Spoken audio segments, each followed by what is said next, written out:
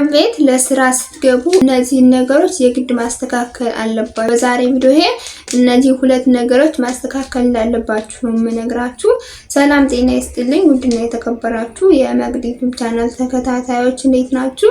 ቻናሌ አዲስ ከሆናችሁ ሰብስክራይብ ያላደረጋችሁ ቤተሰቦቼ ሰብስክራይብ እያደረጋችሁ ቪዲዮውን ደግሞ በላይክ ጀምሩት። እንዲሁም ለህዝቦቻችን ይጠቅማል ብላችሁ የምታስቡ ከሆነ ደግሞ ሼር ማድረግ እንዳለባችሁ ታውቁታላችሁ። ነገር ግን ማታውቁታላችሁ ይሄን ቪዲዮ ብትሰሙት የግድ እንደምትጠቀሙበት በጣም እርግጠኛ ነኝ። አረብ ቤት ለስራ ስትገቡ የግድ ማስተካከል አለባችሁ ብዬ የምነግራችሁ ነገሮች ምንድነው? የመጀመሪያው ደሞዛችሁን። ደሞዝ ማለት ደም እንደማለት ቁጠሩት። እናንተ 30 ቀን ድፍት ብላችሁ ስትሰሩ የዋላችሁ አመሜ ደከመኝ ሰለቸኝ ሳትሉ ምናምን እያላችሁ ባባ እኮ በጣም ጥሩ ነው፣ ማማ እኮ መዳም እኮ በጣም ጥሩ ናት እያላችሁ የምትታለሉ በደሞዛችሁ ጉዳይ 3 ወር ሲሆነኝ ይሰጡኛል፣ 4 ወር ሲሆን ችግር የለውም በየወሩ ደግሞ ደሞዜን አልክም አንዴ ነው 3 ወር 4 ወር እስከ 5 እስከ 6 ወር ቆይቼ ስለምልክ ችግር የለውም። ስለዚህ አንዴ አቆይቶ ቢሰጡኝ ምንም ችግር የለውም። በዛ ላይ ደግሞ ባባ እኮ በጣም ጥሩ ነው፣ በዛ ላይ ደግሞ መዳም እኮ በጣም ቆንጆ ናት፣ ልጆቹም ጸባያቸው አሪፍ ነው፣ እኔም ተመችቶኛል የምትሉ በደሞዛችሁ ቀልድ የለም።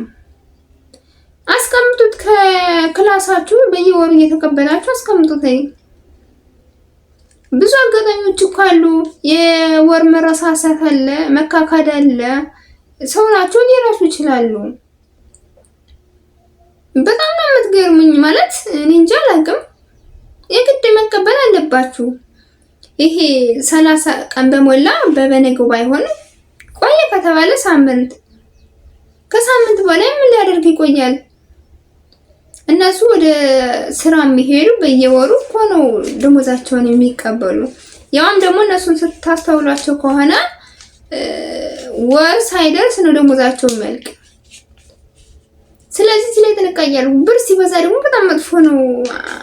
አንዳንዴ ደግሞ እንዴት ነው ይሄን ያክል ደሞዝ መከፈል ያለባት ምናምን ብለው ሊያጭበረብራችሁ ስለሚችሉ ያን ያክል ዝም አትበሉ። እዚህ ጋር መዳም ጥሩ ናት ባባ ጥሩ ነው ምንም ያገናኘው ነገር የለም። እናንተ እዛ ቤት መቀጠል እስከፈልጋችሁ ድረስ ስራችሁን በአግባቡ የምትሰሩ ከሆነ ሳይወዱ በግዱ ሊወዷችሁና ሊያከብሯችሁ ይችላሉ። እናንተ ደግሞ ለምን እንደገባችሁ ደግሞ ግልጽ የሆነ ነገር ነው፣ ግልጽ የሆነ አማርኛ ነው። ለደሞዛችሁን እናንተ ስራቸውን ልትሰሩላቸው እነሱ ደግሞ ደሞዛችሁን ሊከፍሉ እንጂ እነሱ ጥሩ ስለሆኑ እናንተ የምትሞኙበት ምንም አይነት ነገር የለም። በዚህ በምንም አይነት ነገር ከደሞዛችሁ ጋር አታገናኙት። በመቀጠል ደግሞ አብሬ የምነግራችሁ ነገር ለመዳም ደሞዝ አታበድሩ። ሙሉ ለሙሉ ሰዎች እኮ ተመሳሳይ አይደሉም። በዛ ላይ ደግሞ የእናት ወድ ዝንጉርጉር እኮ ይባላል።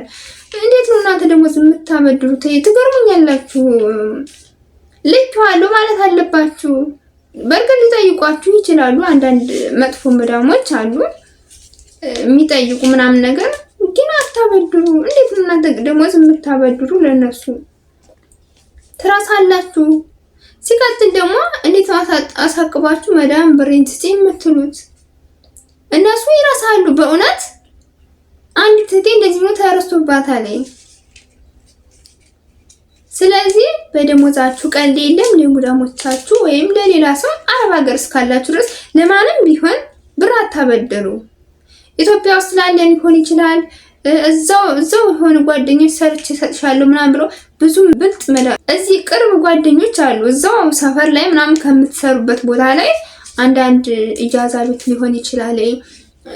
አንዳንድ የሆኑ ቦታ ላይ ብቻ ሊያጋጥሟችሁ ስለሚችሉ ቀጣይ ወር ሰርች ሰጥሻለሁ የአሁኑ ወር አብሬላኩ ምናምን አሁን እኮ ደሞዝ ይሄ ምንዛሬ ስለጨመረ ችግር የለም የአሁኑ ስጪ ምናምን ብለው ሊያሞኛችሁ ይችላሉ። ግን ብራችሁን ቅርቅር አድርጉት።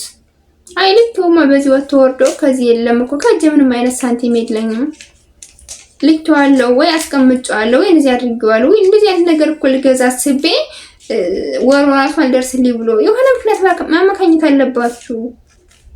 እናንተ ለመመጽወት ብላችሁ ገንዘብ መስጠት ኖርማል ነው፣ መስጠት ትችላላችሁ። ነገር ግን በብድር መልኩ በብድር አይነት ለሰው ብር አትስጡ። እናንተ እኮ በሳት እየተለበለባችሁ የሰው ፊት እየተገረፋችሁ እንዴት ነው ደሞዛችሁን 30 ቀን ሳይደርስ 30 ቀን 90 ቀን መስሎ እየታየ እዚህ ላይ ጥንቃቄ የምታደርጉ ወሳኝ ነው። እኔ በብር የሚመጣብኝ ሰው አልወድም በእውነት የሰውን ምንም አይነት ነገር ቢቸግረኝ ጦሜኑ ያድራለሁ። የሰው ገንዘብ አልፈልግም። የራሴን ደግሞ የሚጠይቀኝ ሰው ምንም ነገር አልወድም። ስለዚህ መዳም ቤት ስትገቡ መጀመሪያ እንዳስለመዳችኋቸው ስለሚሆን እዚህ ላይ ጥንቃቄ አድርጉ። ብር አበድሪ ሲሏችሁ በመጀመሪያው አታበድሩ። ሁለተኛ ደግሞ 2 ወር 3 ወር እስከሚሆነው ዝም አትበሏቸው። 1 ወር ካለፈ በኋላ ለምንድነው ደሞዜን ዝም ያልሽ ብላችሁ ጥያቄ ጠይቋቸው። ኢንሻአላህ እያሉ እሺ ነው የሚሉ። እናንተ ግን ስራውን አልሰራም ብላችሁ ቁጭ ማለት አለባችሁ፣ ደሞዛችሁ ካልተከፈለ ማለት ነው። ስለዚህ የመጀመሪያው ነጥብ የደሞዛችሁን ነገር ጠለብ ቤት ስትገቡ የመጀመሪያው ነገር እዚህ ላይ ጥንቃቄ አድርጉ። ይሄን ነገር ማስተካከል አለባችሁ።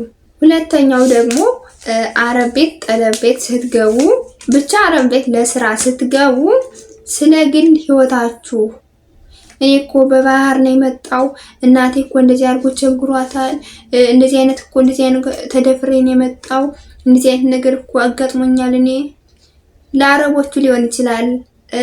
አረብ ቤት ስትገቡ ከዛው አብሯችሁ የሚሰሩ ሰዎች ካሉ ስለ ግል ህይወታችሁ ምን ቤት ናቸው እነሱ የናንተን ህይወት የሚሰሙ? ለምን ትናገራላችሁ? ለምንስ ትናገራላችሁ? ምንም አይነት ነገር እኮ አይጨምሩላችሁም። በእውነት ከምሬ ነው። ተናገራችሁ። እኔማ እኮ በባህር ነው የመጣው፣ እንደዚህ አድርጎ ኢቃማ እኮ የለኝም፣ እንደዚህ አይነት ነገር ከናንተ አፍ አልቆይ ብሎ የተናገራችሁት እንዴት ነው ሰው የሚይዝላችሁ? እናንተ ያን ታሪክ ከነገራችሁ በኋላ ድንገት እንኳን የሆነ ህይወታችሁ ቢሻሻል ያን ነገር እንደገና ተናግረው ቅስማችሁን ሊሰብሩት ይችላሉ። ለምሳሌ ኢቃማ እንደሌላችሁ ከተናገራችሁ የሆነ ጊዜ ላይ ኢቃማ ሳይኖራችሁ ህይወታችሁ ከተሻሻለ የሆነ ስራ ከጀመራችሁ በኋላ ለፖሊስ ሊያስይዟችሁ ይችላሉ። በእውነት ከምሬ ነው። እዚህ ላይ ጥንቃቄ አድርጉ።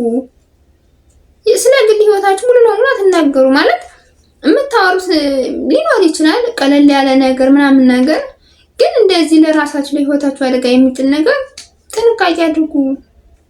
ሙሉ ለሙሉ ነገር ለማንም አትናገሩ። እኔ እኮ በባህር ነው የመጣው፣ በዚህ ወጥቶ ወርዶ ኢቃማ እኮ ምንም ነገር አልተሰራልኝ ምናምን ነገር። እኔ እኮ መዳም ይሄን ያክል ነው የምትከፍለኝ፣ መዳም እኮ እንደዚህ አይነት ስጦታ ትሰጠኛለች። ምን ቤት ነው የምትናገሩ? ሰው እኮ በጣም መጥፎ ነው። ለፈጣሪ ብቻ እንዲሰጣችሁ ላደረገ ለፈጣሪ ያለ ኢቃማ እንድትቆዩ ላደረገ ለፈጣሪ ብቻ መናገር ነው ያለባችሁ። ስለዚህ አረብ ቤት ለስራ ስትገቡ እነዚህ ሁለቱን ነገሮች የግድ ማስተካከል አለባችሁ። ብዙ መናገር ያለባችሁ ነገሮች ሊኖር ይችላል፣ ሳቅ፣ ጨዋታ የመሳሰሉት። ግን ደግሞ ሙሉ ለሙሉ መናገር የሌለባችሁ ነገሮች አሉ። ስለዚህ እዚህ ጋር ጥንቃቄ አድርጉ። ማለት የምትናገሩትና የማትናገሩትን የግድ መለየት አለባችሁ። ሙሉ ለሙሉ ነገር መናገር ጥሩ አይደለም። ስለ ኢቃማችሁ ተናግራችሁ ራሳችሁን አደጋ ላይ መጣል የለባችሁም። በባህር መታችሁ ተደፍራችሁ ሊሆን ይችላል፣ የተለያየ ነገር አጋጥሟችሁ ምናምን ሊሆን ስለሚችል በዛ የተነሳ ደግሞ ራሳችሁን ማርከስ የለባችሁም። የማያውቋችሁ ቦታ ላይ ስለምትሄዱ እናንተን ማሳወቅ የለባችሁም። እናንተን ማሳወቅ ያለባችሁ በጥሩ ስራችሁና ጥሩ እንደሆናችሁ ብቻ ነው በተግባር ማሳየት ያለባችሁ እንጂ ስላለፈ የግል ታሪካችሁ ምን ቤት ናችሁ እናንተ የምትናገሩት? ምንስ አይነት ነጥብ ይጥሉላችኋል እነሱ? የትኛውን ደሞዝ ሲጨምሩላችኋል ስለተናገራችሁ ምናምን ነገር? ብዙዎቻችሁ እኮ ትናቃላችሁ በዚህ መጣ። በእውነት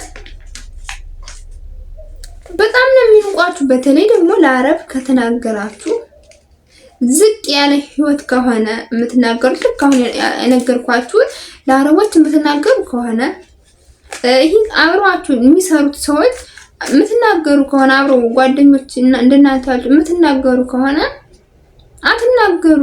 የግድ ካልሆናችሁ በስተቀር የግድ ማወቅ ያለባቸው ነገር ካልሆነ በስተቀር ትንሽ ጫፍ ከተናገራችሁ ከዛች በቃ ሌላውን እረሳችኋለሁ፣ ትዝ ሲለኝ እነግርሻለሁ። ነገር ግን ሙሉ ለሙሉ እየተናገራችሁ ከዛ ቤት ያላችሁ ነገር እንዲያቋርጥና ራሳችሁን እንድታረክሱ ማድረግ የለባችሁም። ስለዚህ እዚህ ላይ ጥንቃቄ ማድረግ አለባችሁ ብዬ ነው የምነግራችሁ። አረብ ቤት ለስራ ስትገቡ እነዚህ ነገሮች ማስተካከል አለባችሁ።